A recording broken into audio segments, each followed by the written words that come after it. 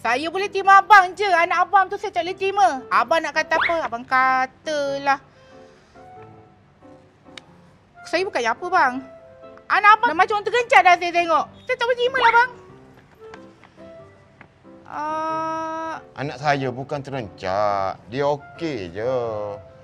Lagipun dia umur baru 3 tahun. Biasalah budak-budak. 3 tahun abang cakap. Abang tengok tu. Berbulu satu badan. 3 tahun tu. Tak kira juga abang kena hantar dia rumah kebajikan. Abang ni. Ulu-ulu saya ni. Mas original ke mas olok-olok? Awak bukalah tengok sendiri. Original ke olok-olok.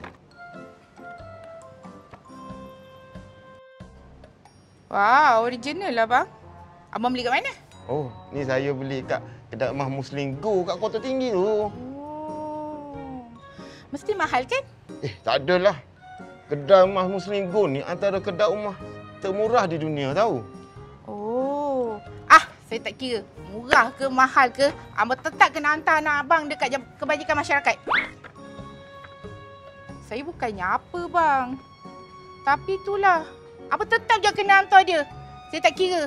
Abang kena hantar juga. Tapi itulah kan. Saya okey je kalau nak jaga dia. Tapi abang kena janji satu dengan saya. Boleh je, apa dia? Janji dengan saya abang basuh berak dia je. Boleh? Boleh je. Berak awak pun boleh saya basuh. Betul ni? Betul. Jom. Jom. Mak baru adik. Adik nak pergi mana? Kita pergi makan dulu Wah, cantik-cantik semua barat teman ni bang. Bang, Musiko ada berapa cawangan bang? Kat Johor ni ada 3 cawangan. Bandar Baru Uda, ada Haid, Kota Tinggi. Oh, jatuh dekat luar. Kita boleh terkejut, nanti meletup. Ada high.